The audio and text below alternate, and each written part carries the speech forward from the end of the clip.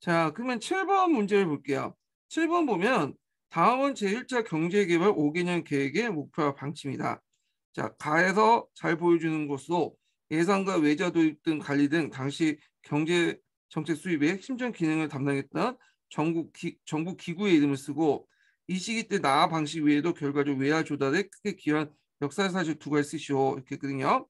자, 여기 보면 이제 경기개발 5개년 계획인데 이때 1차 5개년 계획 같은 경우에는 이제 62년부터 66년, 그러니까 그 뭐냐 박정희 정권의 초창기 때 경기개발이라고 보시면 돼요. 그래서 여기 내용을 보면 계획 기간 중 경제의 체제가 돼도 민간인의 자유와 창의를 존중하는 자유기업의 원칙을 토대로 하되 기간 산업 부분과 그 밖의 주요 산업 부분에 대해서는 정부가 직접적으로 관여하거나 또는 간접적으로 유도하는 정책을 쓰는 지도받는 자본주의 체제라는 거죠. 그러니까 산업 정책을 통해서 정부가 자금 조달이나 지원을 해주겠다 이런 내용들인데, 자 여기에는 이제 지도받는 그 자본주의 체제를 잘 보여줄 수 있는 핵심적인 기구, 그러니까 예산이나 경제 전망 관련된 기구가 누구냐, 뭐냐, 경제기획원이죠.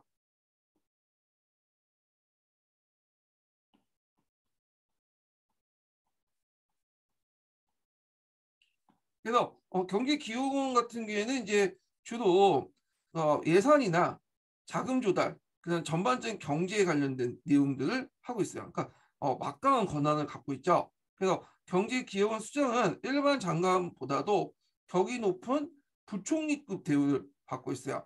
그래서 이런 내용들 좀 기억을 해주시고요. 자, 박정희는 처음에는 이제 재벌들 무시하고 그 다음에 이제 그 자체적으로 통화개혁을 통해서 경제 개발에 종잣돈을 받으려고 했는데 이게 이제 안 됐죠.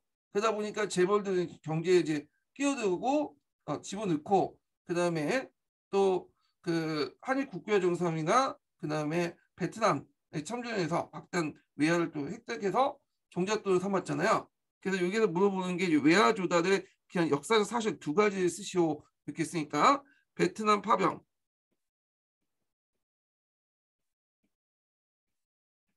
한일 정상화 이런 것들 쓰시면 되겠죠. 자, 그다음 8번 문제 보죠. 8번은 뭐와 관련된 내용이냐면 박정희 때 군정 때 통화개혁과 관련된 내용이에요. 그래서 보통 1차하고 2차 볼 수 있는데 1차는 이승만 때 있고 2차 때는 박정희 때가 있죠. 예. 그래서 이 관련된 내용을 볼게요. 자, 종전의 통화가 10분의 1로 한가요. 원 단위에서 그 변경하는 절차가 치러졌다. 그래서 예전에 이승만 1차 개혁 때에 한해 원에서 한으로 이렇게 만들었잖아요. 화폐 단위를. 그래서 이제 다시 한에서 원으로 만드는 거야. 원으로. 네. 그래서 이게 이제 10분의 1로 절감을 내. 그래서 예를 들어 10판을 1원으로 이렇게 하는 거죠. 그래서 이게 화폐 단위를 이렇게 줄이는 것을 니노드네이션인가? 그래요. 이게. 자, 하여튼 비밀리에 개최된 최고회의는 최고회의다니까 이제 이때는 이제 군정기관이라는 걸 알 수 있죠. 예, 군정기관. 재정위원회 제안 설명 후 심의하여 이 법을 통과시켰다. 그래서 이 군정기관 때는 이제 최고회의가 입법권을 가지고 있기 때문에 그렇게 했던 거고요. 전 국민이 새로 공포된 법에 따라 한국은행에서 발행된 1원권, 5원권, 10원권, 50원권, 100원권 등등을 사용하게 된다. 그래서 이제 이렇게 있고 나머지 이제 화폐들 예전 화폐들은 다 구화폐로 무효가 된다는 거죠. 그러다 보니까 이제 새로운 화폐, 신화폐로 바꿔야 돼. 근데 바꿀 때 이걸 이제 1원을 예를 들어 10판을 1원으로 바꿔주는데 10판을 1원으로 그대로 바꿔주는 게 아니라 7원으로 바꿔 아니 1원 그 이건 좀 단위가 적네. 그래서 예를 들어 갖고 그 100칸을 15로 바꿔줄 때 이렇게 1대1로 이렇게 바꿔주는 게 아니라 여기에서 이제 70%만 바꿔주고 30%는 뭐냐면 장기 저축을 이제 들게 해요. 그래서 일정 기간 동안 빼지 못하도록 한 거야. 이걸 봉쇄 계정이라고 하는데 요 30% 이용해갖고 뭘 하려고 했냐면 정책 그 경제를 이제 돌리는 원동력으로 삼으려고 했죠. 근데 이게 잘 안 됐어. 오히려 돈이 그만큼 안 도니까 총통화량이 수축이 되죠. 그러니까 디프레션이 일어나고 공장 가동률이 떨어지고 여러 가지 문제점이 일어나고 결국에는 포기하게 되죠. 예. 그래서 봉쇄 계정을 풀고 다시 돈을 돌려주게 되는데 그걸 계기로 해서 이제 이때는 이제 내부 자금과 주면 안 되겠다. 그래갖고 외자가 필요하다. 이렇게 생각을 하게 된 거죠. 자, 그러면 모든 설명을 한번 볼게요. 자, 이런 통화개혁은 아까 얘기한 것처럼 뭘 하기 위해서 그 당시 통화개혁을 통해서 경제개발을 위한 산업자금을 확보하려고 했다. 그래서 70%만 나눠주고 30%를 봉쇄기에 좀 묶어가지고 그 돈을 가지고 산업자금을 마련하려고 했는데 안 됐죠. 오히려 경제적인 여러 가지 문제점이 등장했죠. 네. 그래서 이제 뭐 디플레이션이 일어나서 유통과정이 경색되고 기업 가동률이 저하되고 생산력이 위축되고 부정적 영향만 끼쳤어. 그래서 혹자는 이걸 뭐 사회주의 정책이다 이렇게 하는데 가끔씩 보면 박정희 보면 겉으로는 자본주의 내세우고 있지만 사회주의 정책이 되게 많거든요. 젊을 때 그 뭐냐면 남노당 뿌락치했던 그런 전력 때문에 그런 것 같은데 하여튼 빨갱이 짓을 좀 많이 한 것 같아. 내 생각봐도. 자, 그렇든 이게 보고 저유가 저금리 달러 가치 하락 현상이 나타났다. 이걸 뭐라고 했어요? 80년대 전두환 때 대통령은 3저 현상이라고 했죠. 그래서 이때 많은 이제 뭐냐면 혜택을 받았어. 그래서 전두환 때 이제 기억을 했던 분들 중에 그때는 진짜 물가도 잘 잡고 경제도 활성화도 참 좋았던 시절이었다. 이렇게 말하신 분도 있어요. 그런데 이거는 전두환 대통령이 경제 정책을 잘한 것도 있겠지만 그보다는 국제 정세가 그렇게 좋았어. 왜냐하면 우리나라가 이제 국내 그 경제 자체가 대의존도가 높기 때문에 대의 어떤 그 경제 상황에 따라서 경기가 상당히 좋거나 떨어질 거 있잖아요. 그러니까 왜냐면 이제 이거는 뭐 우리가 결정할 수 있는 변수가 아니에요. 예, 그때 이제 그 미국에 의해서 주된 세계 경제에 의해서 그렇게 결정되기 때문에 그런 것도 있어요. 예. 자, 하여튼 이렇게 있고 그다음 브라운 각서를 체결 계기로 도입된 차관을 관리하고자 시행했다. 그래서 이거는 이제 뭐냐면 베트남 파병과 관련된 거죠. 그래서 이 베트남 파병과 관련된 것 때문에 미국이 한국에 맺은 행정각서 내용인데 요거는 요거하고 전혀 관련이 없죠. 자, 그다음에 4번을 보면 석유파동으로 인플레이션이 발생하자 이에 대해 대책을 발표했다. 자, 석유파동은 1973년 한 번 있었고 78년 또 있었죠. 1차, 2차 이렇게 있는데 자, 그래서 이제 이때 이제 오페크나 이런 데서 이제 주로 석유 시장을 좌우하는 거죠. 그러니까 우리가 통제할 수 있는 범위가 아니죠. 하여튼 일단 그때 이제 그 인플레이션 발생해서 이 대책을 발표했던 것이 그 있는데 이건 이제 그 당시 이제 앞에서 얘기한 내용인데 잠깐만 이거 제가 여기 적어놨는데 했네. 이걸 좀 보여드릴게요. 이게 몇 번 문제야? 8번 문제죠? 네.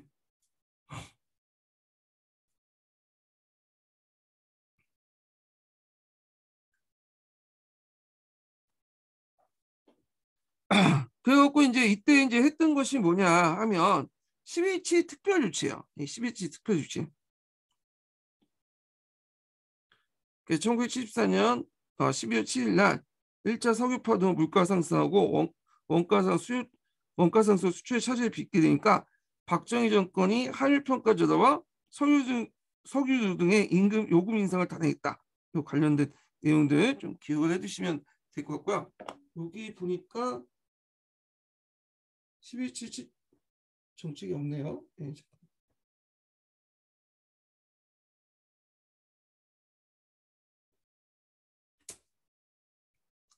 자, 그 다음에 이제 여기 보면 이제 미국의 무상원조 증가한 대충자금을 관리하는데 그 목적이 있다. 대충자금은 이제 요거와 관련 없고 이승만 때 이제 뭐냐면 정립된 거죠. 미군법에 의해서 이제 토지 그 당시 농산물 무상 배분받은 걸 팔아가지고 얻은 걸 가지고 대충자금을 이제 구성을 했잖아요.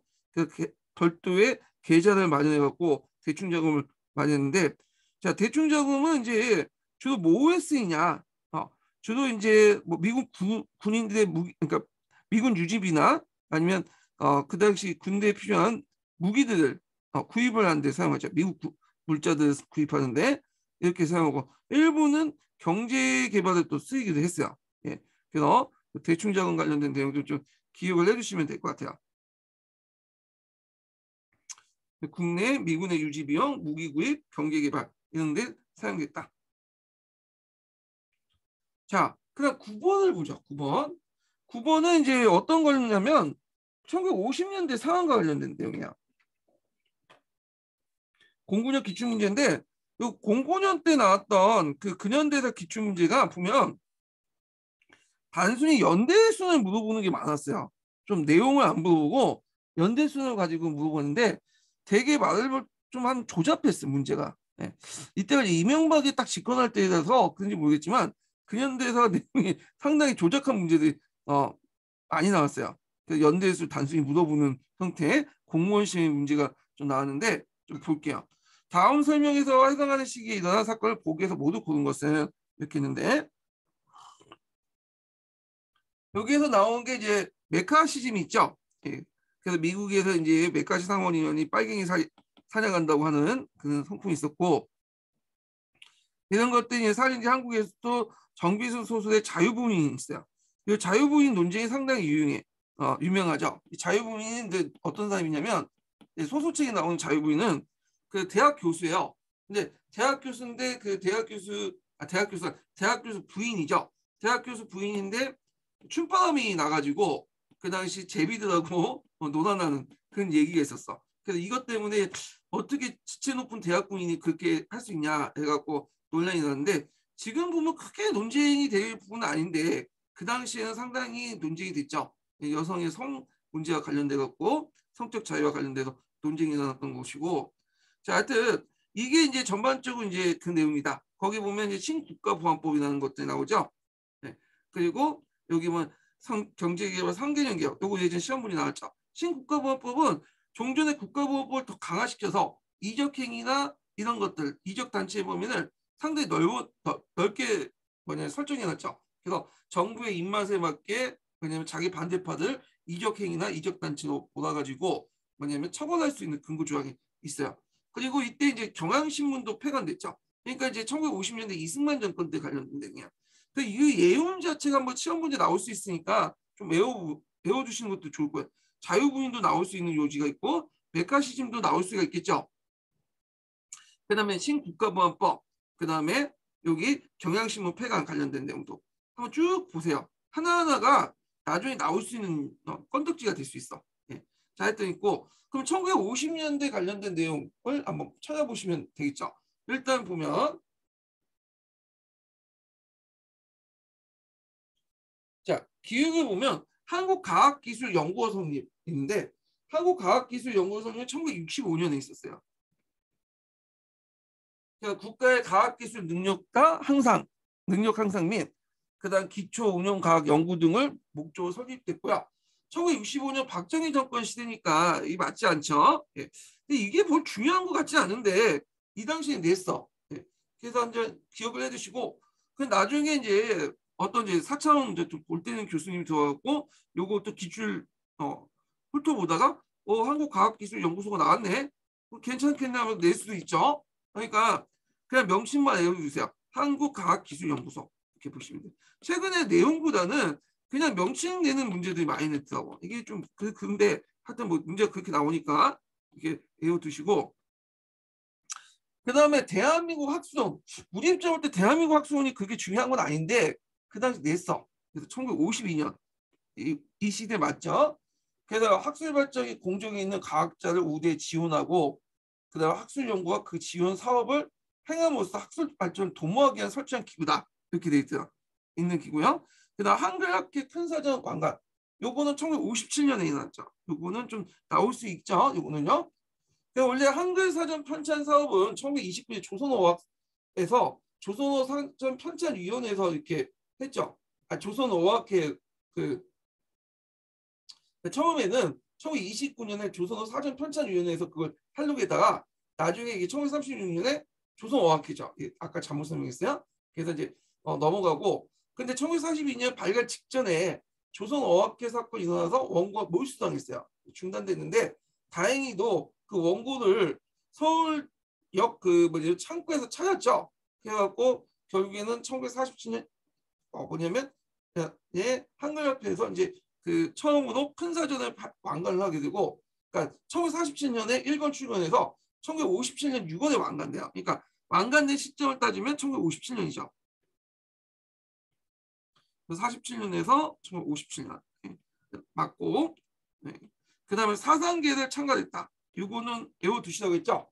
사상계는 1953년에 장준하가 발생 월간지죠. 장준하는 일본 학도본 끌려갔다가 도망쳐 나가서 임시정부 한국 광복군에 참여했던 인물이죠. 그리고 그 당시 이제 이승만 정권 때 이제 사상계를 발간해서 이승만 정권을 비판했고요. 박정희 정권이 들어서니까 이제 박정희 정권도 그 비판해요. 그래서 이제 뭐 이렇게 해가지고 이제 판매를 봉쇄하거나 세무사찰 등의 고난을 겪게 됐다. 결국에는 김지아의 시 오적을 썼다는 이유로 당국부터 폐간 처분을 받게 돼요. 그러다가 이제 75년 8월 달에 경기 포춘군 소재에 있던 약상복에 가서 추격해서 의문의 사고를 이제 사망했는데 그 의문사가 나중에 이제 다시 장주의 시체를 이제 퍼보고 검실해 보니까 그 머리에 그 머리통에 머리 뒤편에 그 큰 상처가 있어요. 구멍 상처가 있어서 이게 이제 둔기도 얻어맞아 가지고 죽었다 이렇게 보고 있어요. 네. 그래서 이제 자연사한 게 아니라 타격을 받아서 죽었다. 하여튼 두들겨 맞아서 죽었다 이렇게 보고 있거든요. 예. 자 이렇게 있고 근데 어떤 분은 장준환을 이제 얘기를 하면서 1960년에 5.16 쿠데타가 일어날 때 장준하가 그걸 지지하는 그 기사를 실었다. 뭐 하면서 사상계가 뭐 박정희의 어떤 친이기 잡지처럼 이렇게 얘기하신 분이 있는데 그건 아니고 장준하가 이제 5.16 쿠데타 일어날 때 좀 기대감이 있었어요. 예, 박정희에 대해서 나름대로 새 정치를 하겠다고 이제 일어났으니까. 그런데 막상 보니까 박정희 독재를 하니까 이게 논조가 뭐 1년도 안 됐어요. 몇 달 만에 바뀌어가지고 비판하게 돼. 그래서 장준의 전반적인 어떤 행동을 보고 얘기하지 일정한 시점에 어떤 일정한 그 행위만 보고 장준하가 박정희를 지지했다 뭐 이런 식으로 얘기해 버리면 좀 문제가 있는 거죠. 이거는 예, 아주 전형적인 역사 왜곡 중에 하나인데 하여튼 그래서 니은 디귿 리을 답이 5번이 되는 거죠. 자, 그 다음에 10번 문제 볼게요. 10번 문제. 요거는 이제 기속재산과 뭐 부정축제처리법 관련된 내용이에요. 자, 보면 기역에 들어갈 말을 쓰고 밑줄치 니은의 명칭을 쓰시오. 그리고 밑줄친 디귿을 통해 성장한 사업 업종 중 두 가지를 포함해서 1950년대 한국 경제 특징을 쓰시오 이렇게 있거든요. 이거 좀 약간 말이 긴데 이게 첫 번째 질문이고 두 번째 질문이 이거죠. 밑줄친 니은의 명칭을 쓰는 거. 그 다음에 그 밑줄친 디귿을 통해 성장한 사업 업종 두 가지를 포함해서 50년대 한국 경제 특징을 쓰죠. 여기에는 조건을 들었죠. 네. 사업 업종 두 개를 쓰는데 주구는 이거예요. 50년대 한국 경제 특징을 쓰는 건데 이게 주 질문이고 쓸 때 조건을 단 게 뭐냐면 두 가지를 포함해서 두 가지 언급하면 쓰는 거잖아. 네, 이렇게 보시면 돼요. 그래서 세 가지 질문으로 구성되어 있어요. 자, 그러면 여기 보면 8.15 해방 후에 10년을 경과해서 기획의 처분도 종결 단계에 가까운 거다. 자, 이때 이제 8.15가 1945년이니까 10년이 지났으니까 1955년이죠. 그러니까 이제 일제 강점 그 미군 정부터 해가지고 전쟁 시작해서 이제 6.25 전쟁 거쳐갖고 이승만 정부 때까지 이렇게 쭉 있는데 그때 했던 게 이게 뭐냐면 기속재산이야. 적산이라고 하죠. 또 적산. 그래갖고 정부가 불화 대상인 대규모 기간산 업체에 대해서 공정 경제 입찰이 아니라 정시에는 관료의 선 독단, 그러니까 정경 유착을 했다는 거죠. 그래서 소수 특권층이 이후로 현시가 유리한 가격으로 우선적으로 매각을 했다. 그래서 되게 기속재산 같은 게 미국 같은 경우에는 이제 기속재산을 나눠줄 때 노동자들에게 나눠준 게 아니라 관리인들, 그러니까 주로 위탁 관리했던 사람들, 주로 친일파나 지주지나 이런 사람들이 갖게 있고요. 그다음에 이승만 같은 경우에는 그걸 처분할 때 자기들한테 정가에 돈을 줬던 사람들 이런 사람들에게 주로 처분을 했죠. 자, 그래갖고 이제 이때 정경유착을 통해서 그다음에 성장했던 재벌들이 있었다 이렇게 보시면 되는데 그러다 보니까 이승만 독재 정권을 뒷받침할 때 이런 정경유착을 통해서 그 돈을 줬던 정치자금을 줬던 그 업체들이 상당히 그걸 뒷받침해주는 그런 업체들이었죠. 정권을 유지했던 업체들이었죠. 그러다 보니까 국민들이 나중에 4.19 혁명이 일어나고 나서 부정선거한 사람도 나쁜 놈이지만 더 나쁜 놈은 그 부정선거한 정치가들에게 돈을 줬던 놈들이다. 사업가들이다. 그래서 이 사업가를 처벌하자는 뭐냐면 목소리가 상당히 컸어요. 그래서 장면 정권이 이제 부정축제 처리법이라는 걸 만들었죠. 그래서 부정축제 처리법은 요 뒤에 보시면 이제 마치 이제 그 박정희 정권 때 얘기한 것 같은데 그게 아니라 요거는 이제 61년이니까 박정희 때 만든 거잖아요. 예. 근데 실제적으로 61년이니까 예, 박정희 때냐? 근데 실제적으로는 장명 정권 때부터 있었던 거야 이건. 예. 그래서 근데 이 문제는 부정축제 처리법이 문제 자체가 뭐냐면 장명 정권이 만든 부정축제 처리법의 문제가 뭐냐면 기준이 어떻게 돼 있냐면 의도성 가지고 얘기하는 거야.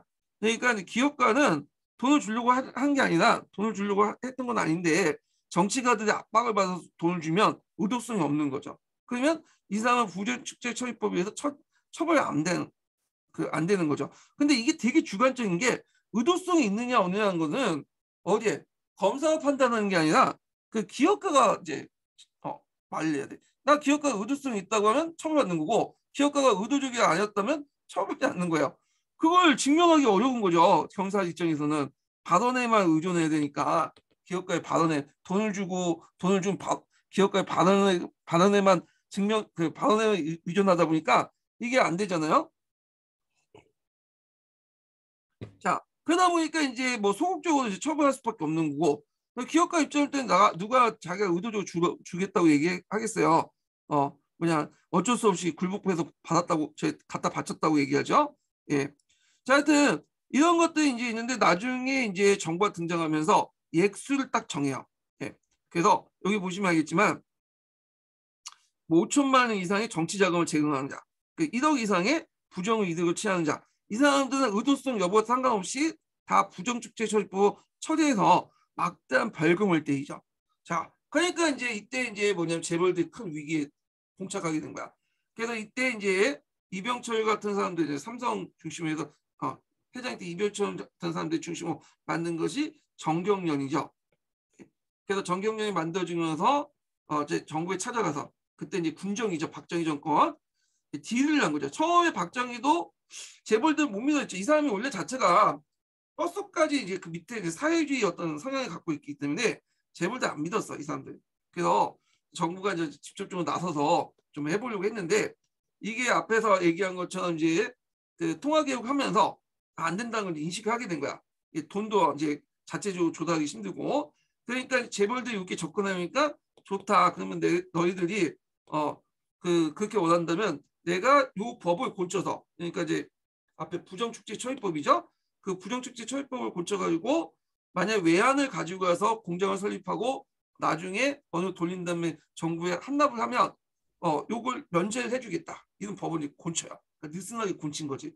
그래서 정경련이 해외에 나가갖고 뭐냐 외화를 가지고 오자. 공장을 돌려. 그럼 정부 입장은 다 좋죠. 왜냐면 공장을 돌리면 세수입도 생기고 그 일자리도 창출되고 사업도 발전되잖아. 예. 그래서 이제 정부가 이제 이렇게 이제 많은 이제 정경련 기업들을 많이 육성을 해주죠. 그 과정에서 또 뭐냐면 자신들이 예전에 욕을 했던 정경유착이 등장한 거야. 예. 그래갖고 나중에 이제 공장 만들고 기한이 돼도 정부가 이제 됐다 하면서 이제 너네들 다 운영하라고 대신 세금만 잘 갖다 왔잖아. 이런 식으로 뭐냐면 바꾸게 되죠. 그래서 이제 약간의 이제 신의 한 수라고 볼 수 있어. 정경련 입장에 볼 때는. 자, 하여튼 이렇게 있었다. 이렇게 보시면 되고 그 기획에 들어갈 명칭은 기속재산 이렇게 보시면 되고 그 다음에 니은에 들어갈 법의 명칭은 이 법은 부정축제처리법 또는 부정축제자 처벌법 이렇게 보시면 돼요. 자, 디귿을 통해서 성장한 상업 두 가지를 포함해서 그러니까 외국 물자 구매 배정을 통해서 포함해갖고 1950년대 한국 경제 특징을 쓰시오 이렇게 있거든요. 자, 그때 이제 300상업 같은 거 내용을 쓰시면 되겠죠. 그래서 재분업, 재산업, 재당업, 면반지업 세 개 중에 두 개 쓰시면 되고 그래서 주로 재분업, 재당업, 면방직업 등 303월 중심으로 농산물이나 공업원료 가공하는 소비재 산업이 성장할 수 있다. 요거 특징 내용 기억을 해주시면 돼요. 그때 단서가 이제 아까쯤에 그 뭐냐면 이게 뭐야? 외국 물자 구매 배정하고 관련된 두 개의 업종이라고 했잖아요. 그러니까 이제 요구 중에 제본, 제당, 명박증 중에 적어도 이 두 개는 쓰셔야 되겠죠. 예, 이렇게 답안을 구성하시면 되고요. 제가 이제 부정축제처리법 관련된 내용을 여기다 자세히 적어놨어요. 기출 문제다. 예. 그래서 요 관련된 내용은 여러분들 보시는 그 기본서나 심화서에 전혀 없는 내용이에요. 제가 관련된 책을 찾아서 직접 보고 요약해서 적어놓은 거야. 예. 그래갖고 한번 쭉 보시면 될 것 같아요. 아마 이때 이제 이 문제가 몇 년도야? 17년에 나왔던 문제거든요. 17년이면 이제 임용시험이 2016년에 받겠죠. 그 전에 이제 16년도에 유명한 사건이 있었죠. 최순실이 이제 그 당시 박근혜를 조조해갖고 정치를 농단했잖아요. 그 과정에서 정경유착 같은 정경련부터 돈을 받고 그렇게 했는데 요 관련돼 갖고 문제 낸 것 같아. 그때 당시에.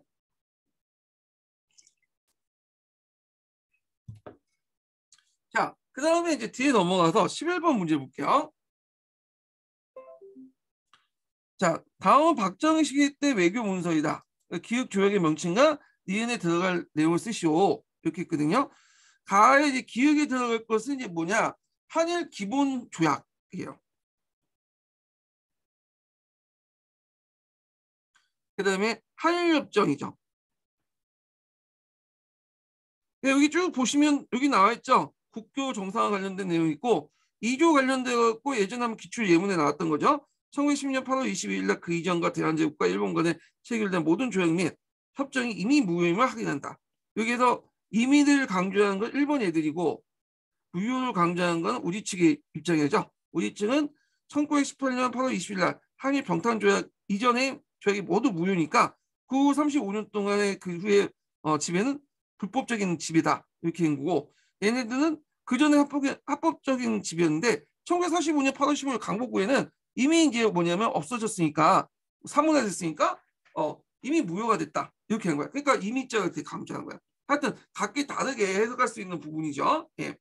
자, 그 다음에 이제 한일 기본조약 이런 내용이고, 그 다음에 이제 브라운 각서 같은 경우에는 이제 앞에 이제 베트남 파병하는 과정에서 여러 가지 이제 뭐냐 한국 정부에게 어떤 걸 주겠다 약속한 거잖아요. 그래서 미국 정부가 1960년에 한국군 월남 침투의 어떤 선행 조건으로서 양해사항을 당시 주한미군 대사였던 브라운을 통해서 한국 정부에 전달된 공식 통보서예요. 그래서 이게 각서라고 돼 있기 때문에 국가 간에 맺어진 조약이 아니에요. 이거는요. 조약은 행정부 안에서 그냥 이런 것들 해주겠다고 약속을 한 거야. 약속을. 네. 그래서 이제 국회 뭐 비준 절차 필요 없어요. 이런 것들은. 그리고 이거 브라운 각서는 비밀 각서예요. 그 당시에는 안 알려졌다 나중에 공개된 거죠. 예. 그래서 이제 미국 같은 경우에는 이제 베트남 전쟁에 참여하면서 이 당시에 이제 그 유럽 국가부터 지원을 못 받아. 원래 이제 유럽 국가들이 이제 미국에 많이 지원을 가지고 같이 참여해 주는데 이 전쟁 자체가 이제 명분이 없잖아요. 그러니까 미국 입장은 이제 혼자 참여하면 제국주의 국가의 어떤 전쟁처럼 이렇게 비춰줄 수 있기 때문에 뭔가 명분을 만들기 위해서 다국적군을 만들어서 대회를 위해서 참여한다. 이런 이제 뭔가 포장이 필요하다 보니까 한국군의 어떤 그 군대 파병을 요청을 했던 거고 우리나라도 이제 돈이 필요하고 또 미국이 우리나라 6.25 전쟁 때 도와줬잖아요. 그리고 한미 상호 방위 조약도 있고 하니까 그래서 그것 때문에 전투를 이제 병력을 파견했던 거죠. 그래서 이제 그 대가로서 이제 군사 원조, 경제 원조 이런 것들 해주는데 여기 니은에 들어갈 내용은 뭐냐? 이거는 한국군의 현대화 계획이에요.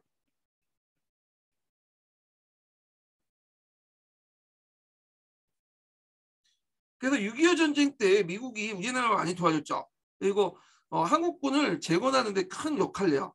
그때 뭐 탱크도 주고 장갑차를 주고 뭐 등등. 근데 이때 받은 물자들이 계속 1970년대까지 60년대까지 계속 있다 보니까 이제 문제가 돼. 탱크 자체가 뭐 셔먼 탱크나 뭐 이런 거 2차 세계 때 썼던 탱크도 있죠. 예, 이런 것도 있으니까 군 전력이 좀 안 되죠. 그래가지고 그 당시 이제 그 최근에 만들었던 미국이 최근에 만들었던 탱크 같은 것들 장갑차 뭐 여러 군수 물자를 받아서 현대화 계획을 하죠. 예, 그래서 있고요. 그 다음에 경제 원조도 해주죠. 그래서 차관도 제공해주고 그 다음에 이제 또 베트남 같은 데 갈 때 건설 용역도 주고 그 다음에 또 이제 그 우리 한국군의 어떤 돈도 주죠. 월급도 지급해 주잖아요, 미국이. 그래갖고 이제 그걸 받아가지고 우리나라에서는 또 그 경제개발 원동력을 삼고 하는데 그것 때문에 이제 또 우리나라 욕을 많이 먹었죠. 예, 미국이 용병을 팔려나갔다고. 자, 하여튼 이런 게 있다는 거 좀 기억을 해두시고요. 그 다음에 12번 문제 볼게요. 다음 자료에 나타난 통일방안을 내용을 통일방의 내용을 작성 방법에 따라 서술하시오 이렇게 했거든요. 자, 요거 이제 내용은 뭐냐? 그 당시 이제 김구가 가사로는 이제 뭐냐면 그 되게 길어요. 풀네임이 남북 재정당 사회단체 대표 연석회의, 약칭의 남북 연석회의죠. 연석회의에 이제 참여하면서 이제 그거 해서 그 끝나고 나서 했던 발표 내용이야. 예, 발표 내용. 그래갖고 이제 요 내용들이고, 그러니까 남북협상 끝나고 나서 발표했다 이렇게 보시면 돼요. 그 결과에 관련된 내용이고, 나사료는 이제 뭐와 관련된 내용이냐면 1962년 5월 5일 날 그 당시 대학생도 구성된 민통령이 있어요. 그래서 풀네 민족통일연맹이 판문점에서 남북 학생회담을 제안한 내용이야. 예. 그래서 이렇게 있는데 그럼 내용을 보죠. 자, 기억에 들어갈 회의 명칭을 쓰고 니은에 들어갈 내용을 한 가지 쓰시오. 이렇게 있는데 자, 여기 기억 보면 이번 우리의 북행, 그러니까 이제 김구나 김규식이 이제 북한에 갔잖아요. 남북협상을 참여하기 위해서 북행은 우리 민족의 단결을 의심하는 세계 인사에게 물론이요 조국의 통일을 갈망하는 다수 동포들까지 이번 행동을 많은 기대를 이룬 것이다. 그리고 멋멋은 조국의 위기 극복하여 민족의 생존을 위해서 우리 민족도 세계 어느 우수한 민족과 같이 주의와 당파를 초월해서 단결할 수 있다는 것을 또 한 번 행동으로서 증명했다. 이 기억에 들 것은 뭐냐면 남북 재정당 사회단체 대표자 연석회의야. 이게 풀네임인데 줄여가지고 그냥 남북 연석회의라고 쓰시면 돼요. 남북 연석회의는 남북협상 안에 있었던 회의예요. 그래서 남북협상 관련된 내용 중에 여러 회의가 있는데 그 중에 하나야. 예. 그래서 제가 여기 적어놨는데 그래서 이제 요거 남북협상회의는 이제 남북 연석회의부터 출발하거든요. 예. 그래갖고 이제 그 회의에서 자유익단체들이 대표로서 기조 발표와 함께 여러 사람들 토론이 진행되고요. 마지막 날에 미소 양구의 즉각적인 철군 요청을 결의하고 단선 단정, 그러니까 단독선거, 단독정부 반대, 전국 투쟁위의 결성을 결정하게 되죠. 자, 연석회의가 끝난 후에 또 회의를 가져요. 그래서 그 당시 김구라든지 김규식, 조승화, 홍명희 등등 이렇게 해서 각 정당의 사회단체들이 한 명씩 모여가지고 15명 구성된 남북 재정당 사회단체 지도자 협의회 남북 요인회담을 갖추죠. 개최하게 되죠. 이때 이제 김규식이 제시한 바 있는 5개항 조항을 중심으로 토의가 이루어지는데 주요 내용을 보면 외국군대 출수, 내전 방지, 임시정부 수립 및 통일민주정부 수립 등을 고쳐 남북 통일 방안을 작성했다. 예. 그리고 나중에 이제 끝나고 나서 또 더 추려갖고 그 중에 이제 김구나 김규식, 김일성이 따로 모여. 그래서 이걸 사김에다 나와요. 다 성이 김자다. 이 회담에서 연백평양에 공급했던 중단된 수의조약 갈방 문제, 연백평양은 항해도 그 지역인데 항해도 그 일지역의 옹진반도 일대가 일부가 남한이 이제 그 점령하고 있을 때 일종 월경지였어요. 요거 관련된 내용이고, 그 다음에 남한의 송종 문제, 그 다음에 조만식의 월남 허용 문제, 안중근 모지의 국내 이전 논의가 있었다. 예. 그래서 뭐 등등 있고, 그래서 이제 이렇게 구성이 됐다. 이렇게 보시면 될 것 같아요. 예. 요 내용들.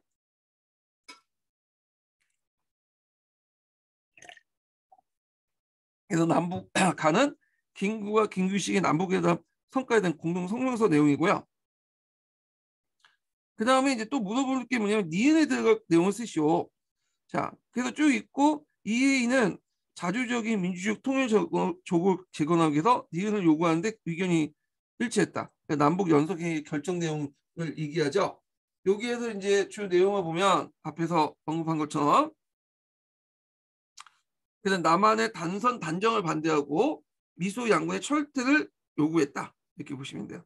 그다음 디귿에 의해서 4.19 혁명 이후에 혁신세력들이 제기됐던 통일 방안 한 가지 쓰시오. 그래서 민족 자주에 기치하되 분단된 조국의 조속한 평화적 통일을 쟁취하기 위해서 그 민족 통일 전선 전국 연합 학생 연맹 결성을 쭉 해갖고 있는데 이때 이제 단서가 된 게 4.19 혁명이에요. 어떤 분은 평화통일론을 주장하는 분도 있어요. 조봉암에. 근데 이제 그 평화통일론이 답이 될 수가 없죠. 왜 답이 될 수 없냐면 지금 여기 보시면 단서가 4.19 혁명 이후에 혁신세력이 중요해요. 그러니까 그 평화통일론은 예전부터 그냥 쭉 진행을 했던 거고 평화통일론에 대한 구체적인 것들을 이제 4.19 혁명 이후에 제시된 거잖아요. 그러니까 4.19 혁명 이후에 새롭게 제시된 내용을 쓰셔야겠죠. 그래서 이제 여기 내용은 영세 중립화 그 통일 방안.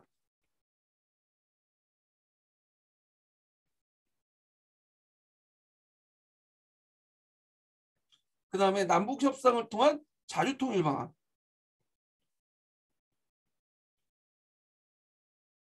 네. 이런 것들을 쓰시면 될 것 같아요. 그래서 그때 이제 혁신계 세력에서 내걸었던 이제 통일 방안 관련된 내용들과 각 정치 세력들의 특징들, 혁신계 정치 세력들의 특징들을 제가 여기에다가 밑에 쭉 보시면 알겠지만 정리를 해놨어요. 예. 그 당시 뭐 통일사회당, 사회대장정, 대중당 혁신당, 사회당 같은 이제 정치 세력들이 존재를 하고 있었죠. 예, 얘네들이 이제 주장했던 내용들, 예.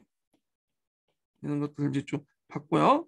그래서 이제 이런 내용들 좀 기억을 해두시고 그 후에 이제 민자통이라는 단체가 만들어져요. 민주자주통일협의회를 내세웠는데 이 당시 민주통 안에서 이제 남북협상론과 중립화 통일론자 이런 것도 있었다. 뭐 이렇게 보시면 될 것 같아요. 예. 그래서 이 내용도 보시면 될 것 같고 자, 그 다음에 이제 여기 보면 있고 마지막 물어보는 게 있죠. 나의 주체가 판문점 열고자에는 니의 명칭을 쓰시오. 나는 이제 앞에서 언급한 것처럼 민통령이죠.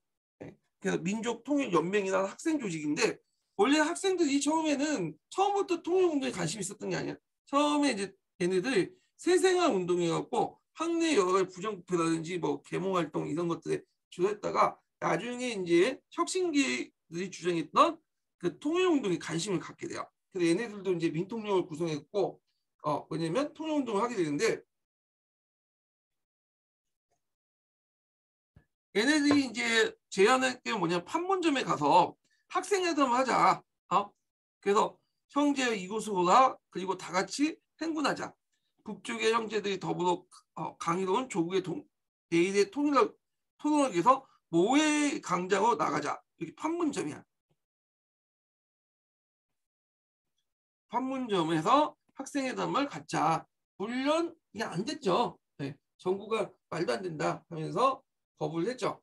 그래서 이제 이렇게 실패하게 되는데 여기 학생운동 관련된 내용, 혁신계 학생활동과 관련된 내용도 제가 기출문제 분석에다 다 뭐냐면 적어놨어요. 그래서 이제 그때 장면 조건은 허용 불가의 입장을 내걸었다. 네.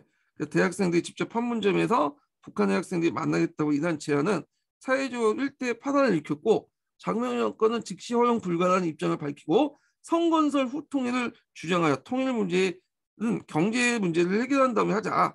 그리고 당시 장면 정권이 내걸었던 것 특징을 보면 이승만의 북중 통일은 철회했지만 유엔 감시안에 남북한 청송을 실시하고 했죠.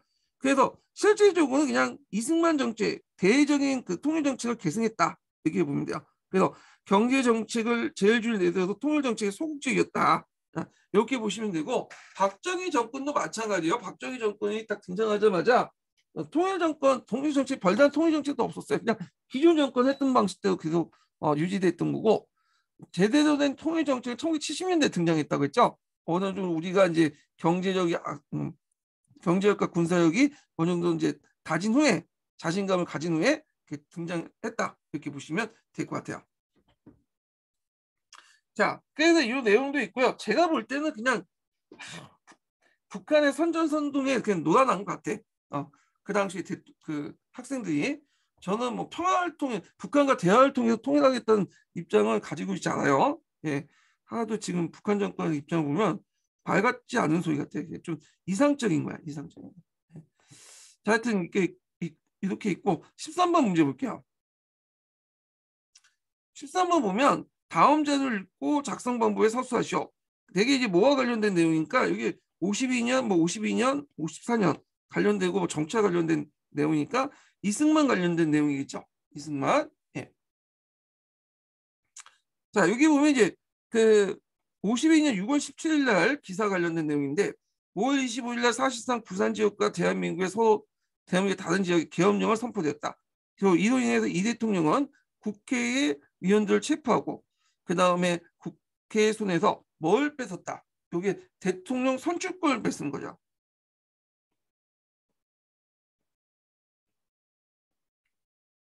그래서 이제 헌법 개정을 요구했으며 법적인 제약에 대해서 아무는 그 보류 없이 국회를 해산했다. 이렇게 있죠. 기획에 대한 내용을. 자, 대통령 선출권, 투표권인데 요건 이제 발췌기원이죠. 1차 기원 때. 예. 그래서 발췌기원은 그 명칭은 대통령 직선제와 상하 양원제를 골자한 정부 추경과 내각 책임자와 국회 단원제를 골자한 국회안을 각각 발췌했다고 이름을 붙인 거야. 예. 발췌했다고. 그래서 여기 있고 그래서 이제 니은은 발췌했다. 발췌. 그래갖고 이제 이승만 정권이 이제 그 당시 그 전쟁 중에 국민 방위군 사건, 뭐 거창 양민 학살 사건 이렇게 이제 실정이 있었고 그다음 전쟁 전에 치러진 그 선거에서 뭐냐면 야당들이 많이 당선이 됐죠. 그러다 보니까 그 뭐냐면 국회에서 더 이상 간선제를 통해서 대통령 재선하기 어렵다고 인식을 한 거야. 그래갖고 이제 그 당시 임시 수도가 부산이었죠. 부산에 계엄령을 내리고 야당 의원들을 빨갱이 모아갖고 황방을 동원해갖고 이제 뭐냐면 부대에 가둬놓고 여당 의원들 자유당만 해가지고 통과시켰던 것이 발췌기원이다. 이렇게 보시면 되겠죠. 이게. 자, 그래서 이제 이런 내용들 니은에 들어갈 것은 발췌에 관련된 내용이고요. 자, 그 다음에 밑에 있는 개헌안은 뭐와 관련된 거는 4.4.5.2 개헌안이야. 그래서 요건 유명하죠. 4.4.5.2 개헌안은. 그래서 이제 4.4.5.2 개헌안에서 이제 그 디귿에 세운 내용에 들어갈 것은 뭘까? 이 개정안에 들어갈 것은. 자, 그래서 이제 발췌 개헌에 없고 4.4.5.2 개헌에 들어갈 내용은 뭐냐인데 여기에서 이제 여러 가지 중에 단서를 넣었죠.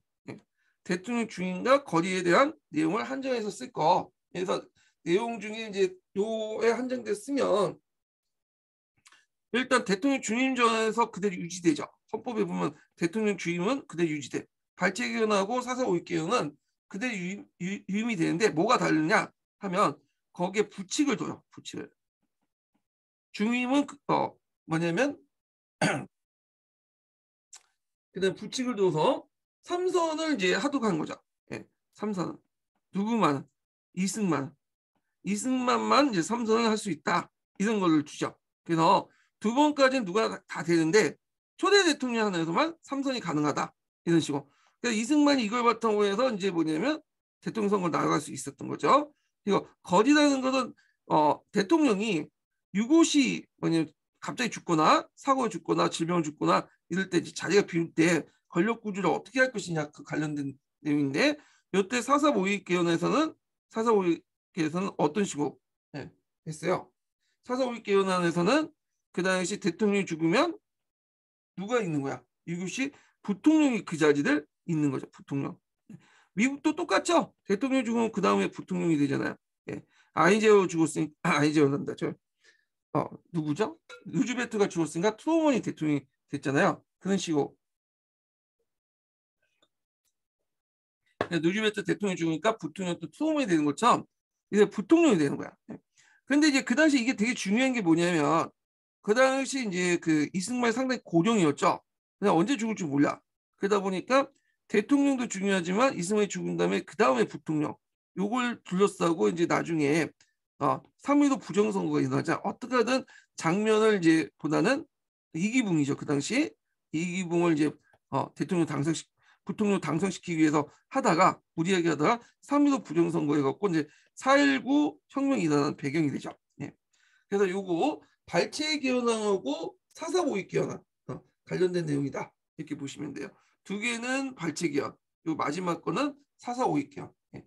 요 내용들 이렇게 보시면 되고, 그 다음에 14번 문제 볼게요. 14번이 마지막이네요. 자, 다음 자료 읽고 작성 방법에 따라서 서술하시오. 이렇게 했거든요.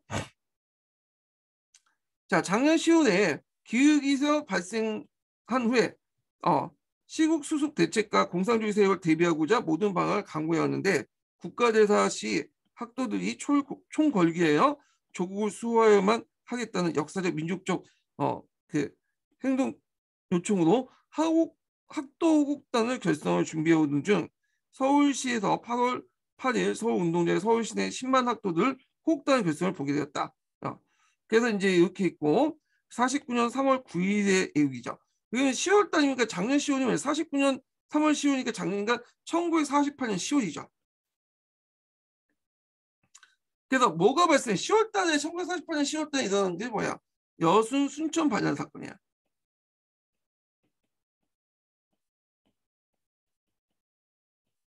자, 여순 순천 반란 사건은 왜 일어났냐? 여기 여수에 이제 국방경비대 14연대가 있었어요. 예. 그러니까 국방경비대는 이제 국군의 전신이에요. 그 14연대가 제주 4.3 사건을 진압하기 위해 출동하는 명령을 받았는데 거기에 있었던 남노당 계열의 사회주의자들이 대거 차지하고 있었거든요. 그래서 14연대에서 뭐냐 이들 거부 반란을 일으켰어. 그래서 그때 이제 남노당 계열 사회주의자들이 연대장을 죽이고 반란을 일으켰던 거죠. 그래서 반란을 일으켰던 이들은 동족상장의 어떤 제주대 출동 반대, 경찰 타도, 남북 통일을 위한 민중의 군대로 행동할 걸 호소하게 되고, 그래서 이제 이때 이제 그날 밤 여수 읍내를 장악하고 그 북쪽에 순천이 있죠. 순천까지 장악하게 돼요. 그래서 이제 이승만 정권이 그날 큰 위기였죠. 왜냐하면 이승만 정권이 8월 15일 날 정부가 만들었는데 이 신생 정권에서 갑자기 이제 반란이 일어난 거야.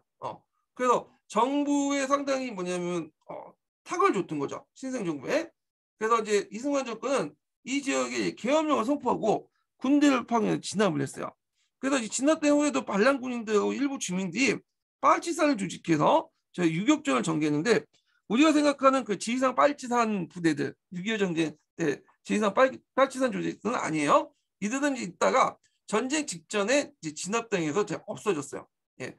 6.25 전쟁 때 빨치산에 있었던 부대들은 갑자기 이제 뭐 북진하는 과정에서 우리나라 부대들이 그 안에 고립됐던 부대들, 북한 부대들이 모여갖고 지리산에서 조직된 거죠. 뭐 이렇게 이제 보시면 될 것 같고, 자 미추지 니은의 부활 시점을 대통령 선출기구로 쓰시오. 니은은 학도국당인데 학도국당은 나중에 이제 1949년에 창설됐던 조직인데 요 조직은 중동학교 이상의 각급 학교에 학생과 교직원을 단원으로 해서 전국적인 규모의 조직이야. 그래서 주 단기 군사훈련을 실시했던 곳인데 단기 군사훈련뿐만 아니라 되게 이승만 정권에 필요한 정치 행사나 대중 집회에 또 학생들을 동원하기도 했어요. 자, 그러다가 나중에 이제 허전 가동정부 때 없어지고 그러다가 1975년에 유신 정권 때 다시 부활되죠. 그럼 이때 유신 정권 때는 대통령 선출기가 뭐냐? 유신헌법과 관련된 내용이죠. 자, 대통령 뭐냐면 선출 기관은 여러분도 알다시피 뭐야? 통일주체 국민회의야. 통일주체 국민회의.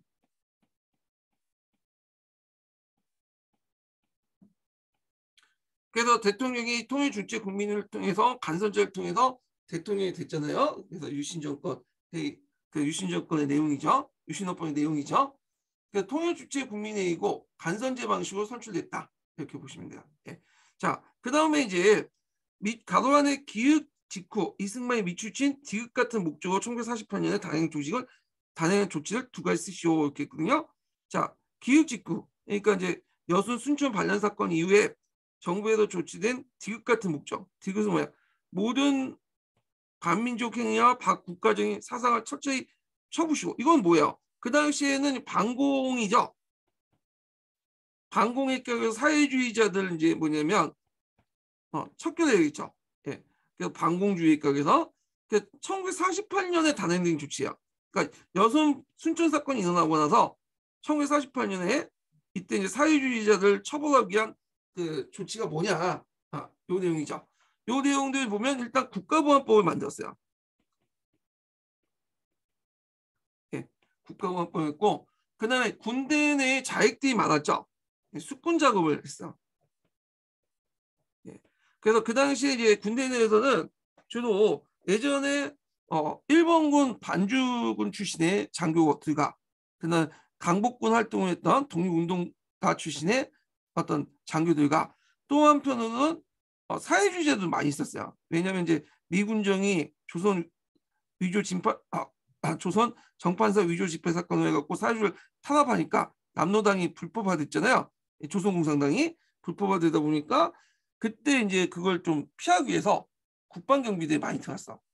그때 국방경비대에서는 각오를 묻지 않는다는 어떤 원칙에 따라서 그들이 어떤 성향이든 무조건 받아들였거든요. 상관없이. 그래서 사회주의자들이 많이 들어왔다. 그래서 사회주의자들 대규모 처형을 시키죠. 예. 그리고 그때 이제 박정희도 자기 형의 영향을 받아서 포악치 역할을 했는데 남로당의 조직책을 다 불고 나서 간신히 살아남아요. 이 사람이 이제 군대 벗고 나중에 이제 군속으로 이사를 하다가 6.25 전쟁이 일어나니까 헤엄쳐갖고 한강 건너갖고 부산까지 찾아오니까 좀 믿을만 하죠. 이제 예전에 빨갱이에서 못 믿었는데 그래서 이제 다시 군대에 복귀를 하게 되죠. 예. 그래서 그런 것도 있고 그러면 어떤 분은 이제 요걸 주장하시는 분이 있어요. 그때 이제 뭘 같이 만들었냐면 그 당시 보도혁명을 만들었어. 잠깐만 밑에 있는데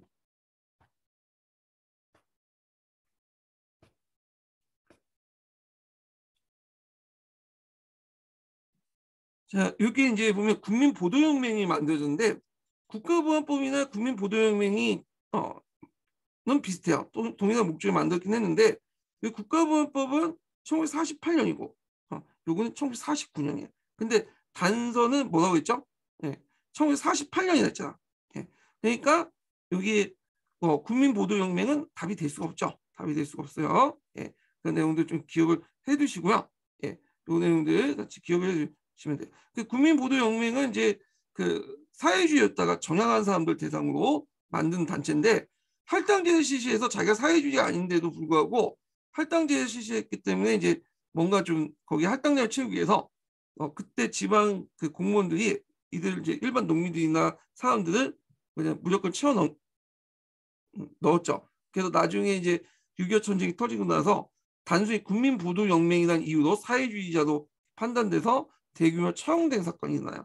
왜냐하면 이제 남쪽으로 도망가면 그 사람들이 남아갖고 또 사회주의 북한하고 붙을 수 있으니까 미리 처단하는 목적으로 해서 국민보도혁명 회원들 잡아다가 모두 처형시키고 밑으로 내려갔다는 거죠. 그래서 그때 억울하게 죽은 사람도 많아요. 이때. 자, 뭐 하여튼 이렇게 해가지고 한번 그렇게 했고 그래서 이렇게 해서 현대사 관련된 내용을 끝났습니다. 그래서 다음 시간에는 그 이제 서양사로 넘어갈 거야. 서양사로. 오늘 강의 듣느라 수고하셨고요. 다음 내일 뵙겠습니다.